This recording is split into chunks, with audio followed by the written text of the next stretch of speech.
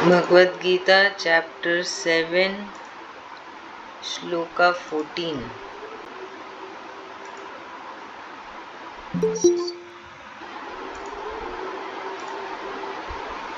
श्लोका 14 बुआ चैंटिंग करते हैं। देवी एषा देवी एषा गुणमयी मम माया माया दुरत्यया दुरत्यया मामेव मामेव ये प्रपद्यन्ते प्रपद्यन्ते यन्ते मायामेताम् मायामेतां तरन्ति ते तरन्ति ते न मां न मां दुष्कृतिनो दुष्कृतिनो मूढा मूढा प्रपद्यन्ते प्रपद्यन्ते नराधमः नराधमः मायया मायया परितज्ञाना परितज्ञाना आसुरं आसुरं भावमाश्रितः भावमाश्रितः चतुर्विधा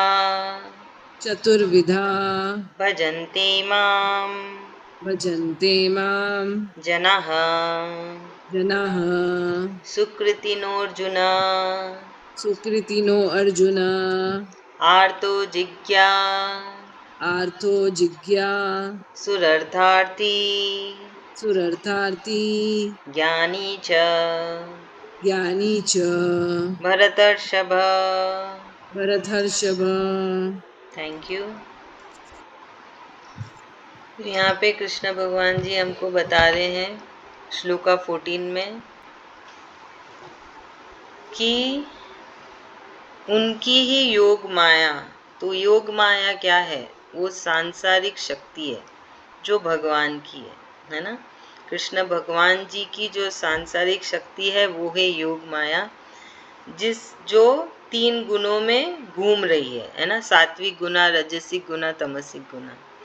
तो भगवान जी बोल रहे हैं कि ये योग माया 3 गुणों के माध्यम से सारे मनुष्य को भ्रमित करके रखी है। क्या भ्रमित करके रखी है? वो ज़्यादा से ज़्यादा मनुष्य को सांसारिक जीवन में उलझा के रखी है, भगवान से दूर करती है ना, मन को इधर उधर भटकाती है। ज़्यादा से ज़्यादा हम संसार में ही उलझे हुए हैं ना, कि हमको ये चाहिए, आज ये करना है, आज वो करना है ना, ये अगला हमारा है। पर कृष्ण, हमारे लक्ष्य अलग होते हैं ना। एक बहुत आम सी बात है, बच्चे का लक्ष्य ले लो कि मुझे अच्छा पढ़ना है, क्लास में टॉप होना है, कॉम्पिटिशन्स में जाते हैं बच्चे, हमें उसमें जीतना है, वो उसमें उलझे हुए हैं, उनका लक्ष्य वो है ना। भगवान से तो दूर ही है ना, वो तो संसार में उलझे हुए हैं, दोस्तों के साथ, परिवार में खेलना कूदना, बच्चे तो यही करेंगे। और हम बड़े, जब एक बच्चा बड़ा होके कॉलेज ख़त्म करके बाहर निकलता है तो क्या होता है? वो उलझा हुआ रहता है कि मैं कैसे अच्छा काम करूं, या नौकरी करूं, या कोई काम करूं, फिर उसमें कैसे कामयाब हूं, फिर उसकी शादी, फिर बच्चे। तो पूरी तरीके से संसार में उलझा हुआ है और भगवान से वो दूर ही रहते हैं। चलो, हम शुरू से ही छोटे बच्चों से ही सिखाते हैं कि सुबह उठ के नहा धो के तो कम से कम भगवान को याद कर लो, हाथ जोड़ लो, दिया चसा लो, जल चढ़ा दो सब जगह, एक माला कर लो, उससे ज़्यादा बोलते एक पाठ कर लो, है ना, हनुमान चालीसा, हम सब सिखा ही देते हैं बच्चों को। तो क्या, ठीक है, तुमने एक बार तो भगवान को याद कर लिया। तो भगवान जी बोल रहे ये सब उनकी ही माया है ना, उनकी ही माया, और वो 3 गुणों से मनुष्य को उलझा के रखते हैं। तो क्या है इसका तोड़? कैसे हम इस माया से निकले बाहर, है ना? उनकी ही शक्ति है, तो हमें इस शक्ति से ऊपर उठना है, इस शक्ति से जीतना है। तो कृष्ण भगवान जी बोल रहे हैं कि एक ही एक उपाय है कि तुम अपने आप को मेरे पास समर्पित कर दो। जब तुम समर्पित करोगे तब मैं अपनी योग माया को कहूँगा कि तुमसे दूर हट जाए, तुम्हारे अंदर से निकल जाए, और फिर हमारे अंदर जो बैठी आत्मा है, जो कृष्ण भगवान जी है, वो चालू होते हैं, वो हमारे शरीर को का है ना, हमारे शरीर को चलाते हैं, हमारे दिमाग को, हमारे इंद्रियों को। तो सरेंडर करना क्या होता है कि हम अपनी इंद्रियों को काबू में करें, दिमाग को, घोड़ों को कृष्ण भगवान जी पे लगा के रखें, मन साफ रखें, वाणी से गीता की चैंटिंग करें, कृष्ण भगवान जी को याद करें, और कल की चिंता न करें। कल क्या होगा, कैसे होगा, मुझे क्या मिलेगा, ये चीज़ें कैसे होगी, है ना। कल की चिंता नहीं होनी चाहिए, कुछ भी चाह नहीं होने चाहिए, सब कुछ वो कुछ नहीं होना। आप सिर्फ आज में हो, जो हो गया उसमें भी नहीं हो, जो होने वाला है उसमें भी नहीं हो, सिर्फ आज में अटे हुए हो और कृष्ण भगवान जी पे ही लगे हो, और दिल से, मन से सोचते हो कि कृष्ण भगवान जी ही आपके लिए सब डिसाइड करेंगे, सोचेंगे कि आपको क्या करना है, आपको कितना मिलना है, क्या होगा कल आपके साथ, इस क्षण के बाद क्या होगा, वो सब वही सोचेंगे। आपने अपनी सोच कंप्लीटली बंद कर दी है, आप कुछ भी नहीं सोचते हो, तब वो होता है कि आपने सरेंडर किया। आपके अंदर से चाह न चाह ये द्वंद्वता निकल गई, है ना। आप शांत हो, स्थिर रहो, चाहे कुछ भी हो जीवन में, आप स्थिर रहो, अपना कार्य कर रहे हो और कृष्ण भगवान जी पे मन लगा के रखे हो, वो होता है सरेंडर। ऐसा नहीं है कि आपको कहीं जाके अपने आप को छोड़ के आ जाना है, कुछ नहीं करना है ऐसे, सिर्फ मन से सब कुछ अंदर से ही बदलना है, बाहर से सब ऐसे ही रहने वाला है। आपके अंदर की भावना, आपके अंदर के विचार, सब कुछ आपको अपने अंदर, खुद को ही अंदर से सही राह में लेके जाना है ना, जो राह कृष्ण भगवान जी बता रहे हैं। क्योंकि वही है ना, ज्ञान मिलेगा तभी तो इंसान की तरक्की होगी। क्यों हम बच्चों को स्कूल भेजते हैं कि तुम स्कूल जाओगे तो स्मार्ट बनोगे। क्यों स्मार्ट बनेंगे? क्योंकि उनको ज्ञान मिलता है। ज्ञान मिलने से क्या होता है, बुद्धि का, है ना, बुद्धि का हम है ना वो करते हैं ना, जैसे क्यों बोलते हैं अच्छा खाओ, सात्विक खाना खाओ ताकि शरीर अच्छे से चलेगा। तो ज्ञान क्यों लेना, वो बुद्धि के लिए भोजन है ना। जब आप बुद्धि अपने दिमाग में जब वो ज्ञान डालेंगे तभी तो बुद्धि में कन्वर्ट होगा, वो अच्छी बुद्धि बनेगी, क्वालिटी बढ़ेगी। जितना ज्ञान लोगे उतनी ही आपकी बुद्धि की क्वालिटी बनती जाएगी, है ना। दिमाग जो हमारे पास है, दिमाग, उसकी क्वालिटी अच्छी होती जाएगी। इसलिए अलग अलग क्लासेस में डालते हैं बच्चों को। ये सब भोजन है हमारे दिमाग के लिए, ताकि उसको भी भोजन मिलता रहे और वो भी सही तरीके से चलता रहे, उसकी क्वालिटी अच्छी बने। हम क्यों अच्छी क्वालिटी का ही खाना लेते हैं, हम क्यों सस्ता वाला, है ना, धान और सब नहीं लेते? क्योंकि वो अच्छा नहीं रहता है ना। अच्छी क्वालिटी का खाना चाहिए, ताकि, क्योंकि ये शरीर तो उसी से चलता है, भोजन से ही चलता है। वैसे ही हमारा दिमाग भी ज्ञान से ही चलता है। इसलिए तो भगवान जी इतना ज़्यादा समझा रहे हैं कि ज्ञान क्यों लेना चाहिए, ज्ञान क्यों बटोरना चाहिए। तो यहाँ भगवान जी बोल रहे हैं कि मेरे पास सरेंडर करो, फिर तुम इस योग माया से ऊपर उठ पाओगे। मैं इस योग माया को कहूँगा कि ये शरीर को छोड़ दो, और फिर वो मनुष्य भगवान के करीब होता है, वो भक्ति कर पाता है। तो इसके लिए एक बहुत अच्छे अच्छे उदाहरण है, जैसे कि बंदर को कैसे पकड़ा जाता है। मदिरा क्या कहता है, करता है, ज़मीन में एक लोटा रखता है, उसमें चना डाल देता है। फिर बंदर क्या करता है, वो चने के लालच में उस लोटे में हाथ डालता है और चने को हाथ में ले लेता है, तो उसका हाथ फंस गया उसके अंदर। अब वो कैसे निकाले? अब लालच भी है कि हाथ खोलूंगा तो चना छूट जाएगा और वो बाहर निकल जाएगा, तो उसको कुछ नहीं मिलेगा। तो उस चक्कर में क्या करता है, वो उसी के अंदर फंसा रहता है और मदिरा के उसको पकड़ लेता है। वैसे ही हमको ये बड़ी ही सुंदर संसार दिखाई गई है। मदारी, आप मदिरा बोल रहे हैं। ओ सॉरी बता रही तो फिर हमको भी ये है ना, सुंदर सा संसार दिखाया है कृष्ण भगवान जी ने। अब सब उसी में उलझे हुए हैं। अरे बड़ा सुंदर है, कितना मज़ा आता है, कितना अच्छा है ना। तो यही है, कृष्ण भगवान जी बोल रहे हैं कि सब सुंदर है, बहुत अच्छा है, पर हमें वही समझना है कि है ना, कैसे बैलेंस करना है सब चीज़ों को। और एक एक उदाहरण लेते हैं कि जैसे आप अपने मित्र के घर गए, है ना, तो उसके घर के बाहर क्या, वो बोर्ड लगा है, बिवेयर ऑफ डॉग, एक उसने कुत्ता पाल रखा है उसकी सेफ्टी के लिए, आपने देखा और फिर भी आप अंदर जाने का कोशिश की, आपने बताया नहीं मित्र को कि आप आ रहे हैं, तो आपको देख के वो कुत्ता भौंकने लगा। फिर आप सोचे चलो पीछे से चला जाता है, तो आप पीछे से गए तो आपके पहुंचने से पहले वो कुत्ता वहाँ पहुंच गया और वो और जोर से भौंके कि नहीं भाई तुम अंदर नहीं आ सकते हो, मैं तुमको जानता नहीं हूँ। फिर आपने अपने मित्र को बुलाया कि भाई मैं आया हूँ, अंदर आना है, आपका ये कुत्ता भौंक रहा है। फिर मित्र क्या करेगा, अपने कुत्ते को बोलेगा कि बैठ जाओ, ये मेरा मित्र है, इसको आने दो, है ना। तो वही है कृष्ण भगवान और ये योग माया। जब हम, है ना, कृष्ण भगवान जी को सरेंडर करेंगे, बताएंगे कि हमें आपकी भक्ति चाहिए, हमें आपकी शरण चाहिए, हमें आप चाहिए, तब कृष्ण भगवान जी वो योग माया को कहेंगे कि अब इस शरीर को तुम छोड़ दो, इस शरीर को मेरे पास आने दो, ये मेरा भक्त है। तो हम ये सब, है ना, माया के जंजाल से मुक्त हो पाएंगे। और फिर क्योंकि योग माया कृष्ण भगवान जी की हर एक बात सुनती है ना, जैसे कृष्ण भगवान बोलेंगे वो वैसे ही करेगी, बड़ी ही सिंसियर है। तो फिर वो योग माया उस शरीर को तंग करना छोड़ देती है और फिर वो शरीर कृष्ण भगवान जी का भक्त बनता है। और ये जो दरिया है संसार का, उसमें गोते खाने थोड़े बंद हो जाते हैं और कृष्ण भगवान जी के भक्ति में गोते खाते रहते हैं। तो ये बोला है कृष्ण भगवान जी ने श्लोका 14 में। चलिए कौन समझाएगा,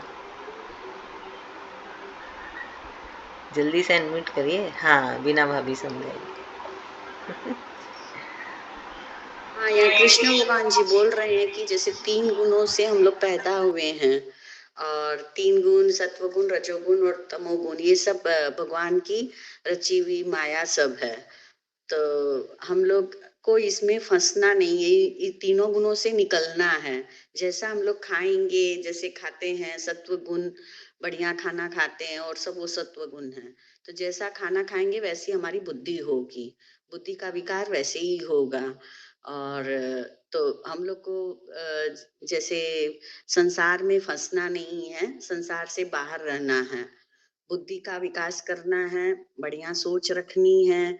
भगवान बोल रहे हैं बढ़िया, मतलब हम लोग को आगे बढ़ना है। जैसे एक बच्चा स्कूल में जाता है, आगे बढ़ता है, पढ़ता है, एक क्लास से आगे दूसरी क्लास, और हम लोग उसको सिखाते हैं कि हाँ तुम ऐसे पूजा करो, जल चढ़ाओ, दिया चासो। तो जैसे कि वैसे ही उन लोग को संस्कार पड़ता है, तो वैसे ही हम लोग को आगे बढ़ना है और इन तीनों गुणों से ऊपर उठना है। जैसे भगवान इन तीनों गुणों से एकदम अलग हैं, इसमें नहीं फंसे हैं। वैसे फंसना नहीं है, संसार में आगे बढ़ना है, चैंटिंग करना है और आगे बढ़ना है।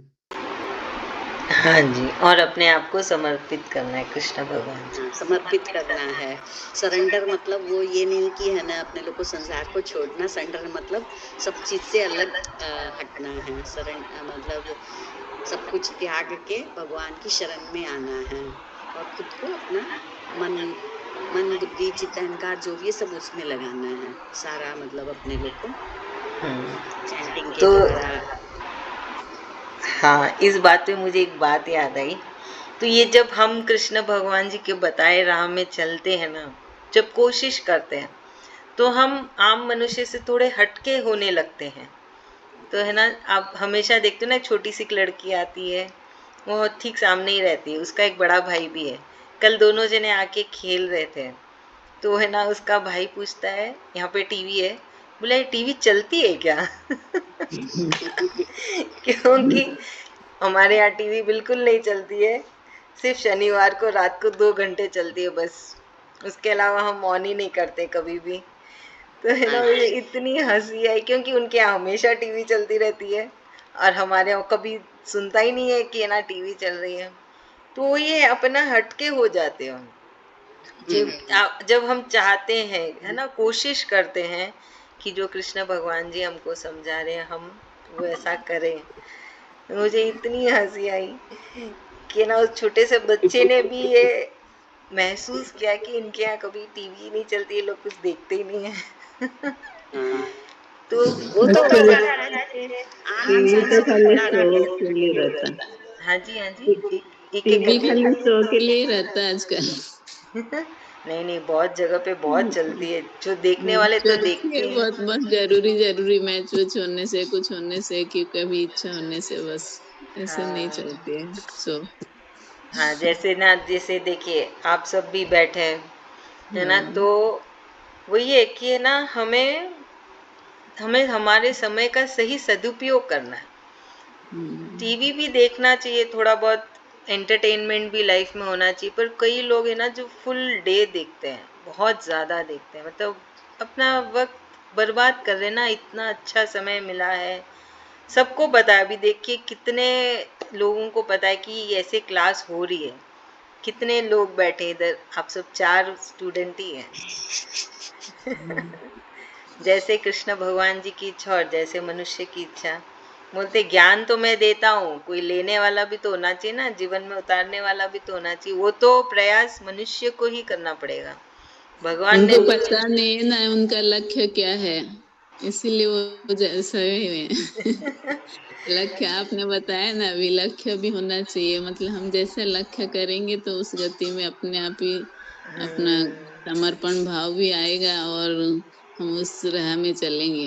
हाँ, भगवान ने तो थाल परोस के दे दी, खाना तो हाँ। तुमको ही पड़ेगा ना। बोलोगे हाँ थाल तो आगे, वो खाना भी अंदर चला जाए तो कैसे होगा।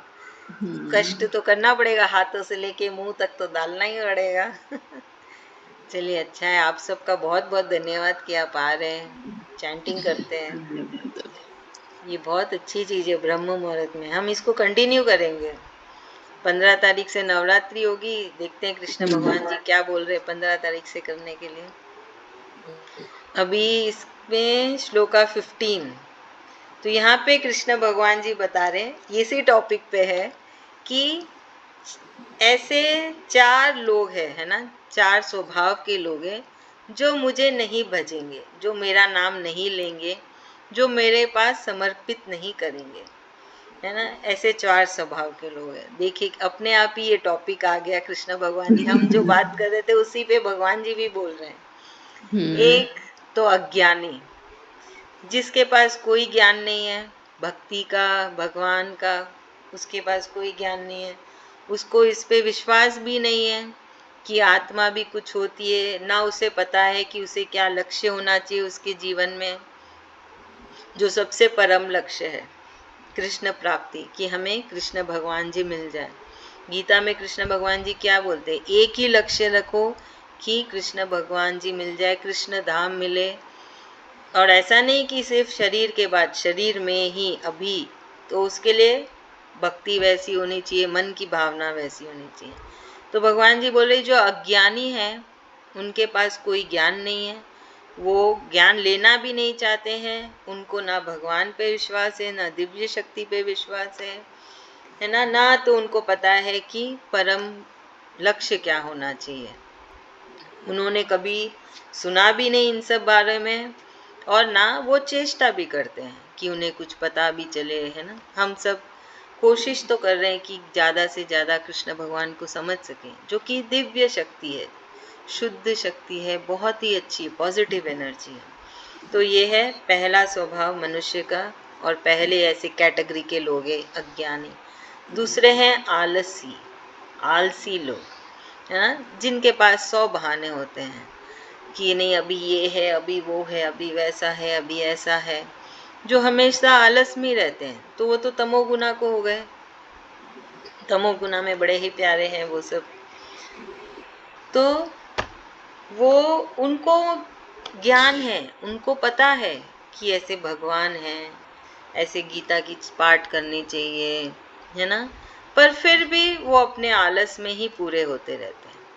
वो मतलब वही है ना, मनुष्य को जब ज्ञान होता है तो कोशिश करनी चाहिए कि वो करे। ऐसा नहीं है कि तुमको एकदम से ना निगुण होना है, उसमें परफेक्ट होना है, वो नहीं है। कुछ पता चला तो हम कोशिश करते हैं ना कि हम ऐसा कुछ करना चाहें, करने का शरीर से, मन से, दिमाग से, इंद्रियों से हम कोशिश करते हैं ना। इसलिए तो कहा जाता है कि आलस मनुष्य का सबसे बड़ा दुश्मन है, जो शरीर के अंदर ही है, और जो हम कर्म करते हैं, कर्म मतलब क्या, हमारा रोज का काम, सुबह से लेके रात तक हर इंसान का एक अलग काम होता है, अलग दिन होता है। वो सबसे बड़ा मित्र है मनुष्य का, जो भी अंदर ही है, और वो कभी भी आपको असफलता नहीं देगा, सफलता ही देगा। बहुत चीज में सफलता, आप जैसे हम हाउसवाइफ है तो हमारी क्या सफलता हुई, हम अपना घर अच्छे से संभाल रखें, परिवार, शरीर एकदम मस्त है, काम करते तो शरीर भी अच्छे से चलता है, बैठे रहो तो कितने सारे रोग आ जाते हैं, ये दुखता है वो दुखता है, चलता ही रहता है, कितनी कुछ चीजें हैं ना। तो कृष्ण भगवान जी यही समझा रहे हैं कि आलस्य को छोड़ना चाहिए। तीसरा है जो जो कंफ्यूज्ड है, उनको पता नहीं क्या करें, है ना। क्योंकि एक तो क्या होता है, उनमें अहंकार बहुत होता है, मैंने जो बोल दिया वही होना चाहिए। उनको ये सब क्या सब पता है, बोलते ये सब मैं विश्वास, ऐसे भी लोग हैं बहुत है, इतने मतलब मेरा तो इतना ज़्यादा होता है इन लोगों से, पाला पड़ता है, जो बोलते क्या गीता वीता सब कुछ नहीं होता है, कौन है कृष्ण भगवान, नहीं नहीं ये भगवान सही है, वो सही है, मैं जो बोला वो सही है। ठीक है भाई, कृष्ण भगवान जी भी बोलते हैं ऐसे इंसानों से बिल्कुल दिमाग मत लगाओ, जो ठीक है वो ठीक है, तुम अपना काम करते चलो। तो यहाँ भगवान जी बोल रहे हैं कि वो मनुष्य ऐसे स्वभाव के कैटेगरी के जिनमें अहंकार बहुत है और ये इन सब चीज़ों पे विश्वास ही नहीं करते, गीता पे, कृष्ण भगवान पे, कि वो परम है, मुझे उनके पास समर्पित करना है, कुछ नहीं, इन सब चीज़ों को वो समझना ही नहीं चाहते, वो अपने अहंकार में ही मस्त है। चौथा है जो बुद्धि, जिनकी बुद्धि कैसे होती है, राक्षस बुद्धि बोलते हैं ना, जो बहुत अति होता है, जो हम आज के टाइम पे किसको ले लें, टेररिस्ट, उनकी तो राक्षस बुद्धि है, तभी तो लोगों को, इंसानों को, मनुष्य को मार देते हैं। हम तो एक कीड़ी को मारने से भी डरते हैं, अरे कैसे किसी जान को ले लें करके, वो तो मनुष्य के मनुष्य ऐसे कैसे मार देते हैं। तो वो तो राक्षस ही है, मनुष्य के रूप में, और क्या होगा राक्षस, जो इंसान को खाता था, हम जो टीवी में देखते हैं। तो ये तो कलयुग में है ना, ऐसा कहावत है कि राक्षस मनुष्य के रूप में ही रहेंगे।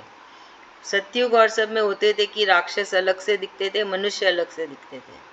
कलयुग में है कि राक्षस मनुष्य के रूप में ही रहेगा। तो वो सब टेररिस्ट ही है, जो एकदम उनके पास कोई दिल नहीं है, कोई दिमाग नहीं है, बस उनको ऐसी ट्रेनिंग दे दी जाती है, खुद से ही ऐसे पैदा होते हैं कि एक दूसरों की जान लेते हैं।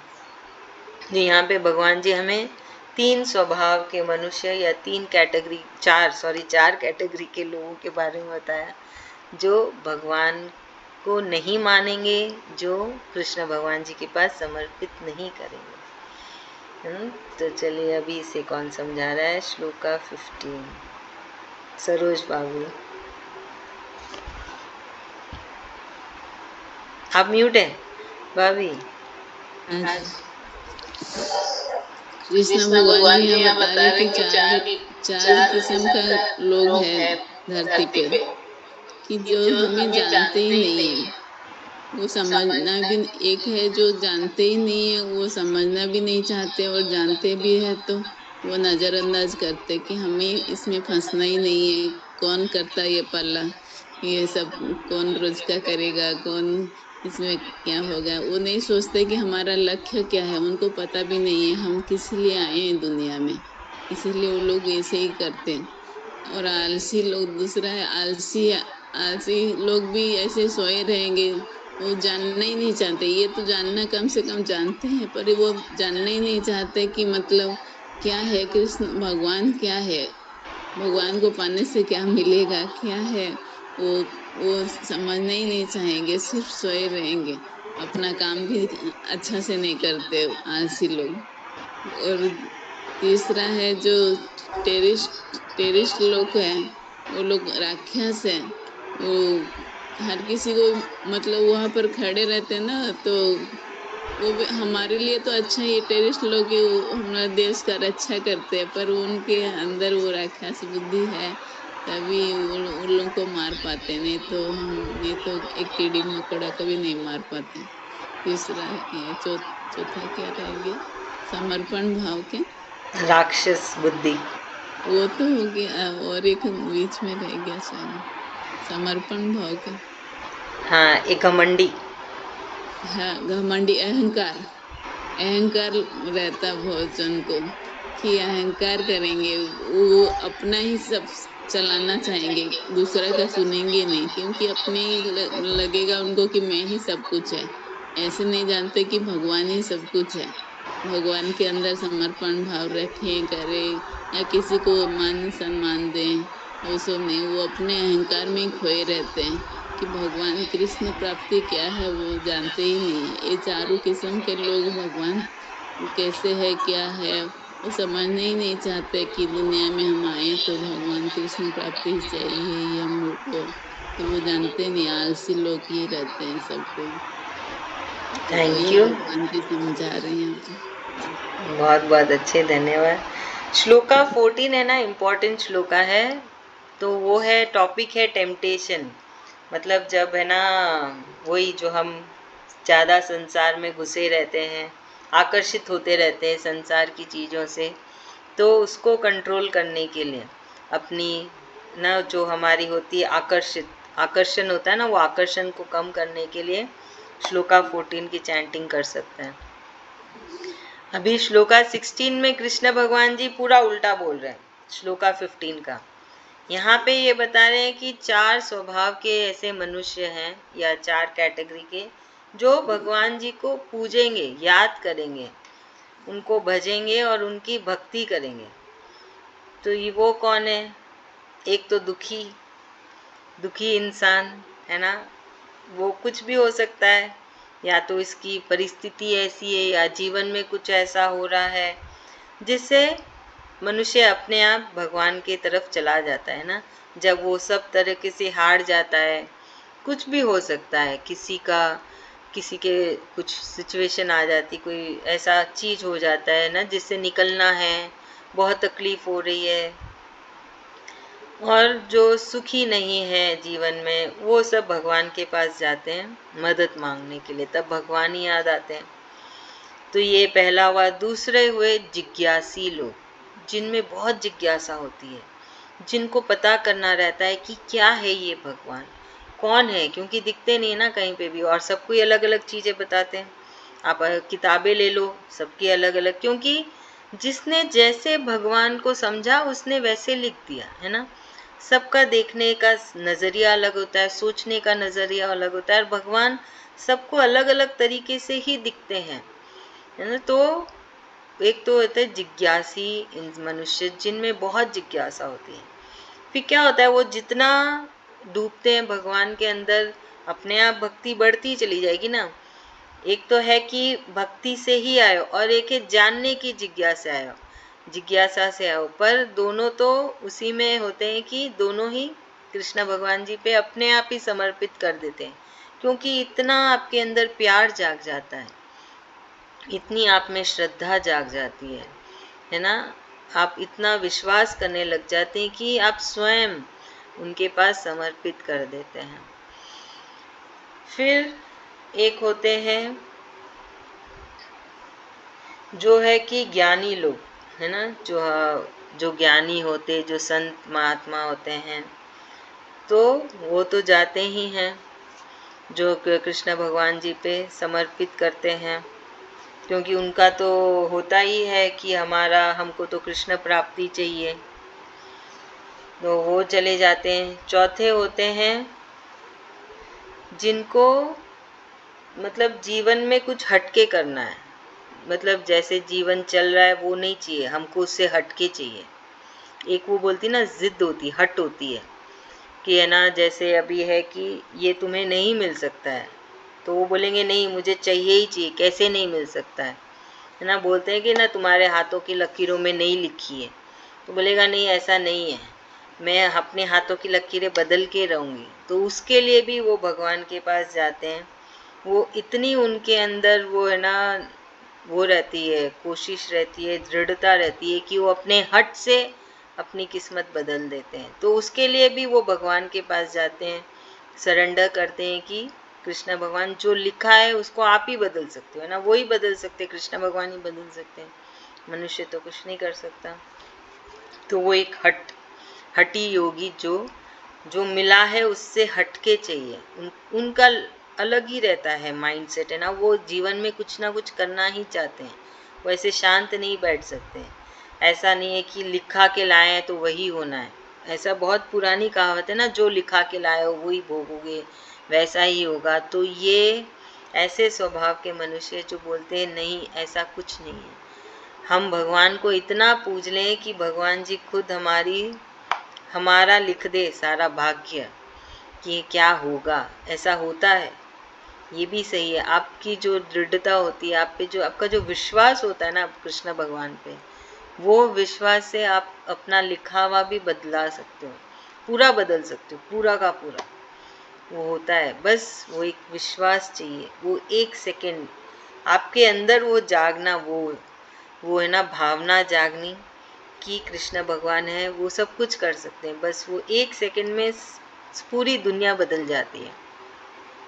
तो यही भगवान जी हमको बताएं 4 ऐसे स्वभाव के मनुष्य, कैटेगरी के मनुष्य जो कृष्ण भगवान के पास समर्पित करेंगे, है ना। एक तो प्यार से भक्ति से जो संत महात्मा सब होते हैं, दूसरे होते हैं जो हट वाले, जिद्दी वाले, जिनको अपनी ही किस्मत बदलनी होती है, तीसरे होते हैं जिज्ञासी, चौथे होते हैं जो दुखी, जिनके जीवन में कुछ कष्ट होता है, दुख होता है, वो सब कृष्ण भगवान जी के पास जाते हैं।